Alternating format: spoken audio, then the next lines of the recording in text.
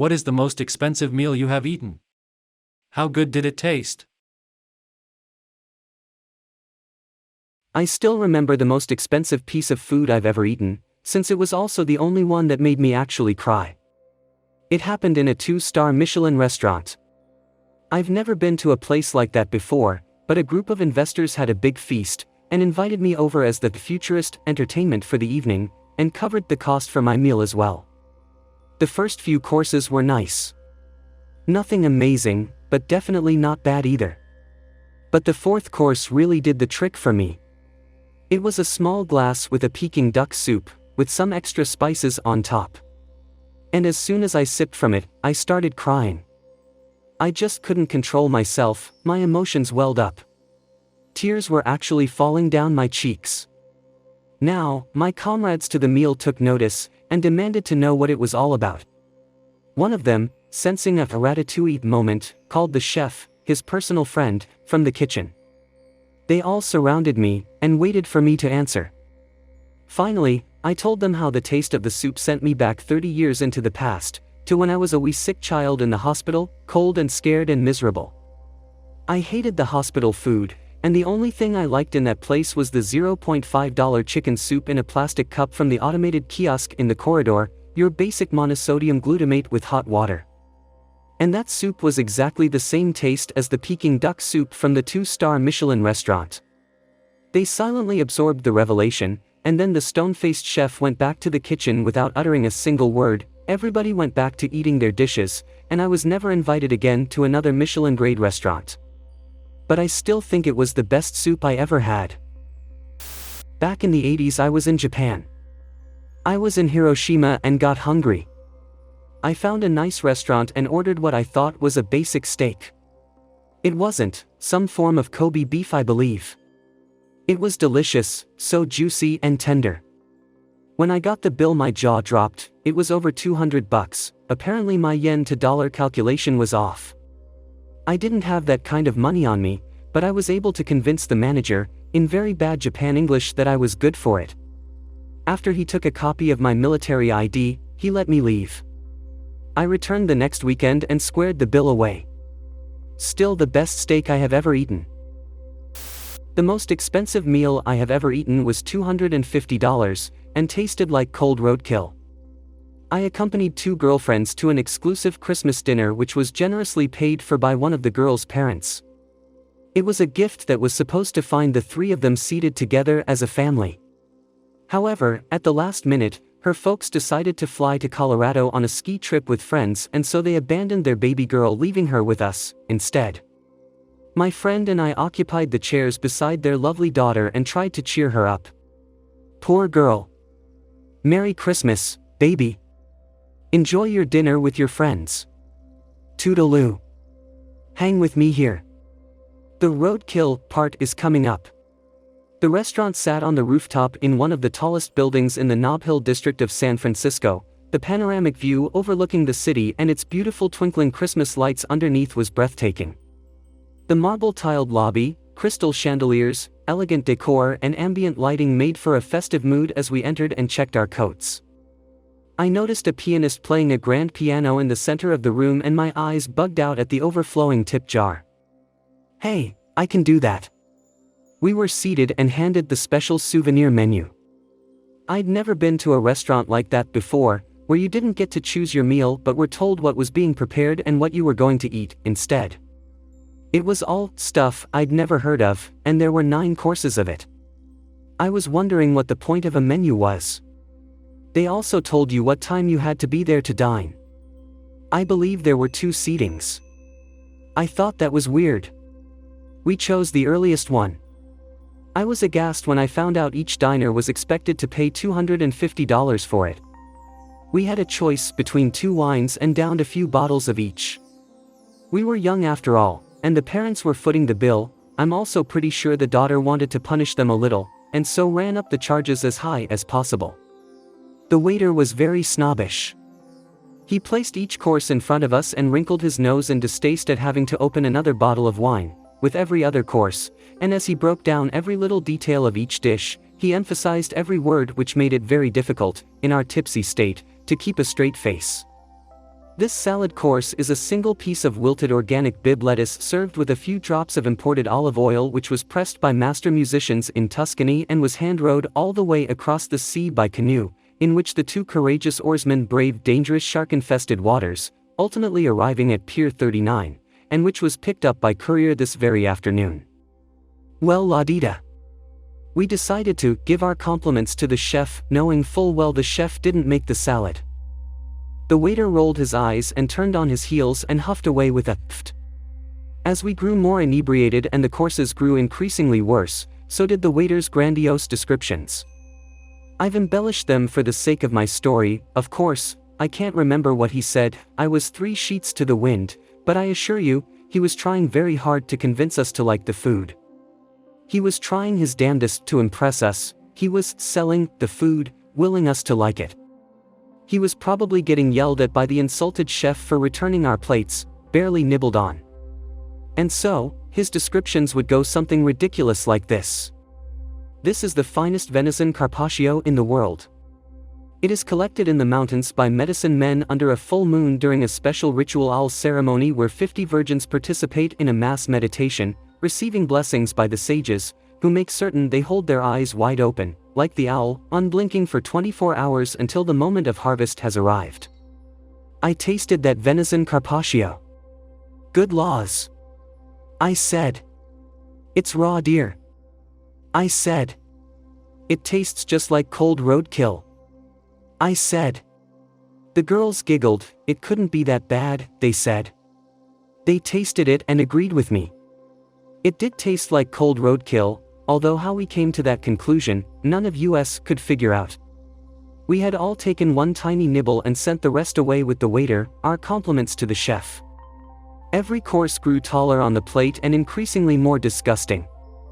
There were eyeballs staring back at me on one platter. Gack! Dessert was the only thing we finished. After 3 hours we left the restaurant, much to the relief of that poor waiter. We tipped him $300, put it on Daddy's bill, and it was the first time we saw him crack a smile. Come back soon, he said. We all agreed we wouldn't. We left and stopped at McDonald's to stuff our unrefined palates with junk food. We were hungry. We made our way back to the suite at our luxurious hotel via cable car singing Jingle Bells en route, while the conductor ding-ding-dinged his little bell up and down the streets of the city. It was a very Merry Christmas. As a postscript, I've been a vegetarian the 25 years since this incident, and ironically, I did end up paying a visit to that restaurant again. As the pianist with my own overflowing tip jar. A lunch of watermelon at work was easily the most expensive meal I ever had. I was working for a company that had a contract to clean the wholesalers and growers market in Melbourne, Australia. We had scheduled meal breaks, but it didn't always fit in with the flow of things to take those breaks at the designated time. The aforementioned occasion transpired on a workday just prior to a long weekend, and on such occasions the workload is greater as the growers and wholesalers push more to make up the loss of production/sales for the day off, basically, 3 days worth of production in one. Our sweeper truck guy was running a little ahead of schedule when it came time for my lunch break. Rather than take my break at the appointed time, I stayed on to clear bulky garbage from the next area he'd be working in, that his sweeper truck couldn't pick up, in order to keep all of our team ahead. After I completed that, I went for my lunch break. My supervisor saw me eating, at a time when I would normally be working, came running over screeching at me, "What do you think you are doing?" I tried explaining what I had done for the sweeper truck guy, but he was having none of it and ranted at me even louder. I could not make myself heard. Then he sacked me, simple as that, no comeback, nothing. I was unemployed. That was my most expensive meal ever. It took me almost a year to find another job. I was working at that very same market, but this time for a cafe, the only cafe still open when the staff of my former company needed lunch. I was earning over $200 per week more at the cafe than I was for the company that had the cleaning contract for the market, and I was still working at the cafe when that company I formerly worked for lost their cleaning contract. My ex-management team were out of work. I watched them pack up and leave. I must have been around 18 or 19. My Floridian grandparents invited me to go on a cruise, and so, for the first time, I flew off alone from Israel to Orlando. It was a fairly fancy ship, certainly bigger than anything I had ever imagined. I believe we were with Princess Cruises. Everything was paid in advance, meals and simple beverages included. It must have been very expensive. Think champagne and forced smiles on arrival. 9 out of 10 people almost a century old, people so overweight they needed little carts to trundle down the corridors, a casino with an Asian-looking fellow in a cowboy hat throwing down $100 chips on the poker table as if they were peanuts, a Chinese great-grandmother beating everyone on the ship in the table tennis tournament even though she could hardly walk, leathery-tanned retirees roasting on the deck while a Jamaican-looking band played The Lion Sleeps Tonight, people so drunk that they swayed with the motion of the ship. I had to wear a suit for dinner. It was the first time I wore one in my life. It was fancy, many-coursed meals comprising prime steaks and seafood and escargot, served by penguin-like three-piece suited waiters. There was another restaurant on board. Supposedly, a very fancy one. You had to pay an extra $100 per person to dine there, and this was over a decade ago, so it would have been quite a bit more now. The room of the restaurant was so chandelieringly glitzy that I almost went blind. The floor was tiled with Italian marble, and every tablecloth looked like it must have cost more than the value of my whole wardrobe. For a starter, I ordered a crab bisque. The waiters came and unveiled all the dishes at the same time, after a somber nod of the head to one another, from plates with gold-plated, domed covers. The soup was meh. We had been floating around the ocean for several days, so it was certainly not fresh. The bowl was this elaborately engraved brass affair, and was about the size of a salad bowl. I mean, it was huge. It could have fed a family. I ate about a third. I wanted to have room for the rest of the food. The chef, waxily mustached with a fake-sounding French accent, came out of the kitchen and asked if everything was okay. Hey, did you not finish your soup? And it not good? It was. I just wanted to be able to try the other dishes. He turned on his heels and swished back to the kitchen, arranging his chef's hat and mumbling something that sounded unpleasant under his breath. The rest of the meal went along in a similar vein. Superbly gigantic dishes made from 3-day-old ingredients, with the chef haranguing us for not finishing our food, as if we were ungrateful culinary infidels who deserved to be buttered and boiled alive. I would take a falafel or rice and lentils dish over that food any day. Epilogue. The next day we dropped anchor in Aruba. I went to a club, got mildly drunk, and danced with a local girl. The following day, back at sea, I developed the nastiest fever. An overweight nurse wearing a tiny outfit administered a gigantic shot of antibiotics in my bare bottom in the ship's clinic, and I spent the rest of the cruise hallucinating in my room. Fun times. Few years back, a female friend invited me to a lunch without a prior appointment with me. As I was about 1 hour away from that place, I politely declined the invitation. However, she insisted that I must came. Long story short, I came there. It turns out to be a family lunch at a middle-class Chinese restaurant which I frequented. Her father, mother, brother, and sister were there. The food is already ordered and served, and the only vegetarian piece ordered was tofu with only 1 piece left. I decided not to eat anyway and told them I've just had my lunch. However, the girl took a piece of tofu and served it for me. Then I had a really bad feeling about this, and I guess you know where this is headed to. Yes, I have to pay for a dinner of a whole fucking family and all I had is just a piece of tofu. Lesson learned, I decided not to meet her again. The humble tuber. My most expensive meal may have been a side order of French fries. I took a 45-minute drive from Los Angeles to an Orange County advertising agency to see if any of the art directors had freelance work for me. It was noon when I arrived and the entire agency was going out to lunch together, so I was invited to come along.